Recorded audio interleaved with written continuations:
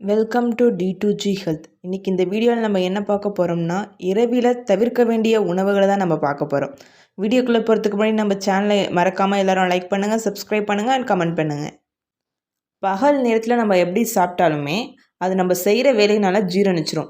இரவு நேரத்தில் எளிதில் ஜீரணிக்கிற உணவை சாப்பிட்டா தான் நம்ம ஜீரண உறுப்பு ஆரோக்கியமாக செயல்பட்டு அஜீரண கோளாறு, அசிடிட்டி, மலச்சிக்கல் உள்ளிட்ட பிரச்சனையிலேருந்து நம்ம பாதுகாக்கும். அந்த வகையில் இரவில் என்னென்ன உணவுகள் சாப்பிடக்கூடாது, தவிர்க்க வேண்டிய உணவுகளை தான் நம்ம இங்கே பார்க்க போகிறோம். அதில் முதலாவதாக இடம்பெறது என்னென்னா பால்.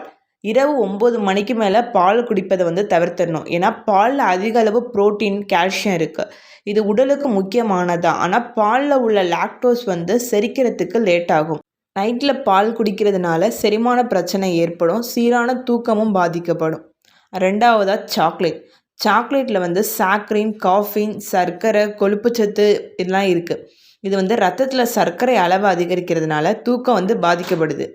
நிம்மதியற்ற தூக்கம் தொடர்ந்துச்சுன்னா உடலில் கார்டிசோல் அளவு அதிகரித்து திசுக்கள் உடைஞ்சிரும்.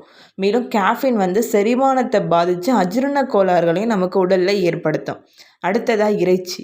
இறைச்சியில் அதிக அளவிலான புரோட்டீனும் கொழுப்புச்சத்தும் இருக்குது. இது செரிக்கிறதுக்கு அதிக நேரம், எனர்ஜி ரெண்டுமே தேவைப்படும். இரவு நேரத்தில் அந்த ஆற்றல் கிடைக்காது. இறைச்சி உணவுகள் ஜீரணமாக 3 முதல் 4 மணி நேரம் ஆகும். அதனால் செரிமான கோளாறு ஏற்பட்ட தூக்கமின்மை ஏற்படும், வாய்வு தொல்லையும் உருவாகும். அடுத்ததாக வெங்காயம். வெங்காயத்தில் அதிக ஆரோக்கிய நன்மை இருந்தாலும் அதை இரவில் சாப்பிட்றது நல்லதில்லை. இரவு நேரத்தில் வெங்காயம் சேர்த்த சாலட் சாப்பிட்றதுனால வயிற்றில் வாயு உருவாகும். இதனால் தொண்டை பகுதியில் ரிஃப்ளக்ஸ் அப்படிங்கிற ஒரு ஆசிட் சுரக்கப்படும். அடுத்ததாக நட்ஸு. பாதாம், அக்ரூட், முந்திரி, பிஸ்தா போன்ற கொட்டைகள் அதிக ஊட்டச்சத்தும் ஆரோக்கியமானது தான். இருப்பினும் அந்த ஊட்டச்சத்தும் ஆரோக்கிய நன்மைகளும் அதிக அளவு கலோரி இருக்குது. படுக்கிறதுக்கு முன்னாடி நம்ம நட்ஸு சாப்பிட்டோம்னா தீங்கு விளைவிக்கும். தூங்குவதற்கு முன் அதிக உடல் செயல்பாடு இல்லாததுனால அதிக கலோரி என்னென்னா ஆற்றலாக பயன்படுத்துறதில்ல. மேலும் கொழுப்பாக இது சேமிக்கப்பட்டுருதும். உடல் எடையை குறைக்க விரும்புகிறவங்க படுக்கைக்கு முன் பருப்புகளை உட்கொள்வது அவ்வளவு நல்ல யோசனை இல்லை. அதற்கு பதிலாக காலை நேரத்தில் ஒர்க் அவுட் செய்கிறதுக்கு முன்னே நம்ம சாப்பிட்லாம். அடுத்ததாக பாஸ்தா. பாஸ்தா அதிக அளவு கார்போஹைட்ரேட் நிறைஞ்சிருக்கு. உடலில் அதிகப்படியான இன்சுலின் சுரப்ப தூண்டும். அதிக அளவு கலோரியை கொண்ட பாஸ்தா உடலோட தசை செல்களுக்கு கொழுப்பை அதிகரிக்க செய்யுது. இரவில் தூக்கயின்மையை ஏற்படுத்திடும் இந்த பாஸ்தா. அடுத்ததாக கீரை. கீரையை இரவு உணவாக எடுத்துக்கொள்ளக்கூடாது. ஏன்னா இரவில் கீரையை எடுத்துக்கொள்வதனால உடலுக்கு தேவைக்கு அதிகமான கலோரி கிடைக்கும். அந்த கலோரி என்னென்னா வயிற்று அசௌகரியத்தை அடைய செஞ்சிடும். இதனால் செரிமான கோளாறு ஏற்படுறதுக்கான வாய்ப்பு அதிகமாக இருக்குது. அடுத்ததாக நீர்ச்சத்து உள்ள உணவுகள். பூசணி, புடலை, சுரைக்காய், பாவக்காய், கோவைக்காய், தர்பூசணி, சௌச போன்ற நீர்ச்சத்து நிறைந்த காய்கறிகளை இரவில் சாப்பிடும்போது அடிக்கடி சிறுநீர் கழிக்க வேண்டிய நிலை ஏற்படும். குறிப்பாக சர்க்கரை நோய் உள்ளவர்கள் இந்த வகை உணவுகளை இரவில் சாப்பிடவே கூடாது. அடுத்ததாக பச்சை மிளகாய்.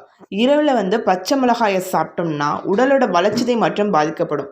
மிளகாயில் உள்ள அமினோ அமிலம் நெஞ்சு எரிச்சலை உண்டாக்கும். இதில் உள்ள புரோட்டீன் ரத்தத்தில் உள்ள சர்க்கரையோட அளவு அதிகரிக்குது, தூக்கமின்மையையும் உண்டாக்குது. அடுத்ததாக காஃபி அப்படி இல்லைனா டீ காஃபியில் உள்ள கேஃபைன் வயிற்றில் அதிகப்படியான அமிலத்தை உருவாக்கும். மேலும் காலை வேளையில் வயிற்று உபாதையை ஏற்படுத்தும். டீயில் இருக்க தியோமோப்ரோமைன் மூளைக்கு சுறுசுறுப்பு அளிக்கும், தூக்கத்தை விரட்டும். இது நம்ம இரவு நேரத்தில் காஃபி, டீயை தவிர்ப்பது நல்லது. அடுத்ததாக ஸ்பைசி உணவுகள். ஸ்பைசி உணவில் அதிக அளவு கொழுப்பு, அதிக அளவு கலோரி ரெண்டுமே இருக்கும். இது என்னென்னா செரிமான கோளாறை ஏற்படுத்தும், அதிக உடல் அலுப்பை உண்டாக்கும், நெஞ்செரிச்சலை உண்டாக்கும். ஸ்பைசி உணவில் உள்ள கார்போஹைட்ரேட் உடலோட இன்சுலின் அளவை அதிகரித்து ரத்தத்தில் கொழுப்பை அதிகரிக்க செய்யுது. இது அதிக அளவு கார்போஹைட்ரேட், கொழுப்பு, சோடியம் உடல் பருமனை அதிகரிக்கும். அடுத்ததாக சோடா, கார்பனேட் பானங்கள். சோடாவில் அதிக அளவு சர்க்கரை மற்றும் கலோரி ரெண்டுமே இருக்குது. நெஞ்செரிச்சல், வயிற்று உபாதைகளை இது உருவாக்கும், தூக்கத்தோட அளவையும் குறைக்கும், குடல் வாழ்வுகளை பாதிக்கும். இந்த சோடா அதிகப்படியான அமிலச்சத்து இருப்பதான் இதற்கு காரணம். அடுத்ததாக கேக்குகள், குக்கீஸ், டோனட்ஸ் அந்த மாதிரி. முக்கியமாக சுத்திகரிக்கப்பட்ட மாவுலேருந்து தயாரிக்கப்படுற அனைத்து வகையான உணவுகள்லேருந்துமே நம்ம விலகி இருக்கணும். ஏன்னா இந்த உணவுகள் அதிக அளவு சர்க்கரை மற்றும் கொழுப்போடு தயாரிக்கப்படுகிறது. அது கலோரிகள் நிறைந்த உணவு மட்டுமல்ல, எந்த ஊட்டச்சத்துக்களையுமே வழங்குவதில்லை. அதற்கு மாறாக எடை அரிப்பதற்கான செய்முறையை உருவாக்குது. ஒரு நடுத்தர அளவிலான டோனட்டில் 200 கலோரிக்கு மேல் இருக்கு. ஒரு 1/2 கிலோ ப்ரொக்கோலியில் அதே அளவு கலோரி இருக்கும். முடிஞ்ச வர இரவு உணவை 7லேருந்து 8 மணிக்குள்ளே சாப்பிட்றணும். அதுக்கு மேலே சொல்லியிருக்க உணவுகள்லாம் எந்த உணவுகளையுமே சாப்பிட்றத நம்ம தவிர்த்துட்டு நம்ம உடலுக்கு ஓய்வை வழங்கணும். தேங்க்ஸ் ஃபார் யுவர் வாட்சிங்.